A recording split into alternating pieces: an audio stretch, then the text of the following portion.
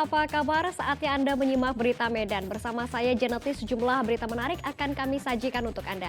Berikut 3 berita utama hari ini. Hujan deras mengakibatkan aliran sungai Bedagai meluap dan merendam ratusan rumah di Kabupaten Serdang Bedagai.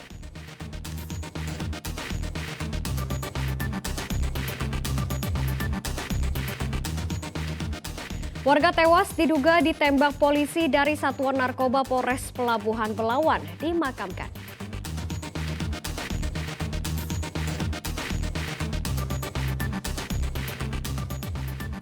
Kejari Kabupaten Serdang Bedagai menetapkan 2 orang tersangka baru terkait kasus dugaan penyalahgunaan uang hasil klaim asuransi usaha tani padi tahun anggaran 2020.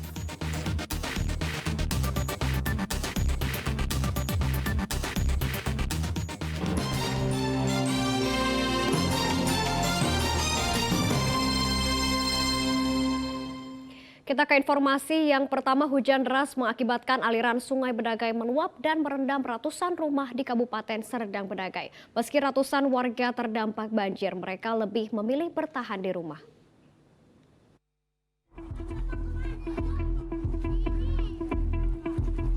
Aliran sungai Bedagai meluap karena curah hujan tinggi. Akibatnya 120 rumah di 4 dusun kembali terendam banjir dengan ketinggian 30 cm hingga 60 cm. 125 keluarga yang terdampak banjir berada di Desa Serampah, Kecamatan Serampah, Kabupaten Serdang Bedagai. Meski pemerintah kabupaten dan Badan Penanggulangan Bencana Daerah BPBD Kabupaten Serdang Bedagai sudah mendirikan tenda pengungsian di 3 dusun, masih banyak warga yang tetap memilih bertahan di dalam rumah dengan alasan ketinggian air masih dalam kategori rendah. Sementara untuk mengurangi debit air, pihak Kecamatan Serampah melakukan penyedotan air, sehingga dari 5 dusun yang terdampak banjir, pada Selasa sore sudah berkurang menjadi 4 dusun. Masuk ke rumah-rumah warga, lalu air yang merendam rumah warga itu kami sedot pakai mesin. Berapa mesin, Bang? Ya, sejauh ini kami memakai 3 mesin, 1 kekuatan 6 inci, yang 2 kekuatan 4 inci. Kalau bantuan, Bang? Ya, bantuan posko tetap kami berdirikan, ada juga obat-obatan, sampan untuk evakuasi apabila warga membutuhkan evakuasi, dan beberapa kilo beras per kakak. Salah satu korban banjir, Subriyah, mengatakan sangat terganggu dengan adanya bencana banjir ini. Dirinya berharap pemerintah segera melanjutkan perbaikan tanggul dan normalisasi sungai. Aktivitas terganggu. Aku udah pakai kayak gini sepatu. Apa harapan kepada pemerintah, Bu? Harapannya kepada pemerintah supaya tanggul-tanggul tetap diperbaiki dan normalisasi dilanjutkan. Masyarakat yang berada di rumah diimbau berhati-hati dengan adanya banjir susulan. Muhammad Hamdani melaporkan dari Kabupaten Serdang Bedagai. Imbas tingginya curah hujan yang membuat sungai Bedagai meluap membuat seratusan lebih rumah masih terendam banjir setinggi 30 hingga 60 cm. Namun hingga Rabu pagi warga masih memilih bertahan di dalam rumah dan tidak mengungsi.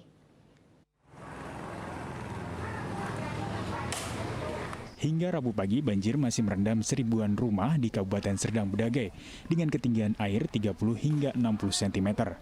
Berdasarkan data dari Badan Penanggulangan Bencana Daerah BPBD Kabupaten Serdang Bedagai, ada 4 kecamatan yang terendam banjir, yakni Kecamatan Serampah, Kecamatan Sepispis, Kecamatan Dolok Masiul, dan Kecamatan Tebing dengan jumlah total korban banjir sebanyak 2.440 kepala keluarga. Meski ketinggian air masih terbilang tinggi, namun banyak warga yang masih memilih bertahan di dalam rumah dengan alasan ketinggian air masih dalam kategori rendah. Kami selamatkanlah Pak, kalau nggak terbenam. Kena air. Posko ada tapi Bu, kenapa nggak ada posko? Kami Pak, nantilah masih bisa kami pakai ini. Belakang pun masih adalah segini udah. Nanti kok masuk kami pun ke posko lah Pak. Kepala Pelaksana BPBD Kabupaten Serdang Bedagai mengatakan hingga kini pihaknya telah menurunkan perahu karet untuk membantu mengevakuasi korban banjir. Kecamatan yang terendam banjir itu ada 4, itu Kecamatan Dolok Masihul, Rampah, Spis-Spis, dan Tebing. Berapa total jumlah kepala keluarga Pak yang terdampak? Jumlah kepala keluarga yang terkena dampak itu ada 2.440 kakak yang tersebar di 4 kecamatan tersebut. Warga diimbau untuk berhati-hati adanya banjir susulan dan diharapkan untuk bisa menempati posko pengungsian yang telah disediakan di setiap kecamatan. Muhammad Hamdani melaporkan dari Kabupaten Serdang Bedagai. Informasi lainnya untuk Anda, akibat jalan lintas Sumatera rusak parah. Petugas dari Polres Langkat bekerja sama dengan Koramil 11 Tanjung Pura menimbun badan jalan yang rusak dengan menggunakan batu. Hal tersebut dilakukan karena banyaknya pengendara sepeda motor yang terjatuh saat melintas. Polres Langkat bekerja sama dengan Koramil 11 Tanjung Pura dan pengusaha setempat melakukan penimbunan jalan lintas Sumatera yang rusak parah akibat banjir yang melanda selama 2 minggu terakhir di Jalan Merdeka, Kelurahan Pekan Tanjung Pura, Kecamatan Tanjung Pura, Kabupaten Langkat. Perbaikan jalan dilakukan karena banyaknya pengendara sepeda motor yang terjatuh saat melintas. Selain itu, untuk memudahkan aktivitas warga, termasuk memulihkan perekonomian pasca banjir. Pedagang warung makan, Rosdiana mengeluhkan selama jalan rusak, dagangannya menjadi sepi. Ini perjalanan mulai rusak ya, kira-kira semenjak mulai banjir yang hujan yang 2 minggu yang lalu, sebanyak hujan yang tiap malam turun, jadi kondisi jalan ini tergenang air semua.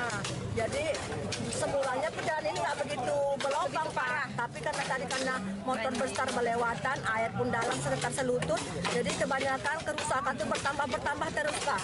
Ya Pak, kami sebagai pedagang terasa juga Pak, karena otomatis orang nggak berani lagi lewat sini Pak, mana kereta, semua udah beralih jalan, karena kan nggak terlewati, jadi ketika itu terasa sepi Pak.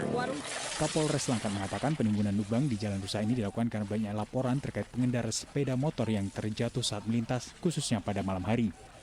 Pengusaha yang ada di Tanjung Pura bekerja sama dengan Pak Dan Ramil, jajaran Polres dan Polsek Tanjung Pura untuk membantu warga, khususnya di Jalan Merdeka di Tanjung Pura ini, termasuk Jalinsu. Jadi kami bekerja sama dengan Pak Koramil, kemudian Pak Polsek dan warga tokoh masyarakat yang ada di Kecamatan Tanjung Pura ini untuk menutup jalan yang berlubang akibat dari bencana alam banjir.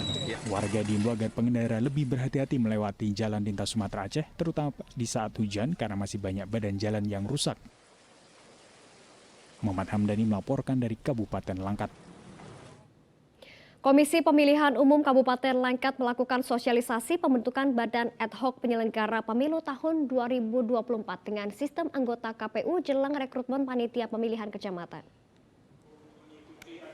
KPU Kabupaten Langkat melakukan sosialisasi pembentukan Badan Ad Hoc Penyelenggara Pemilu tahun 2024 dan sistem anggota dengan situs teknologi SIAKBA.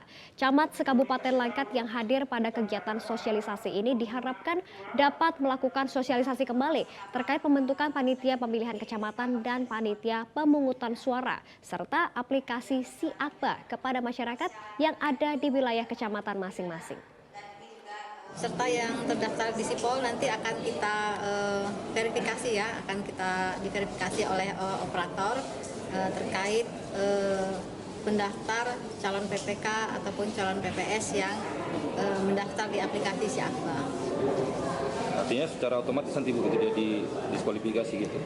Tidak langsung kita gugurkan atau tidak langsung kita TMS-kan, tapi akan diverifikasi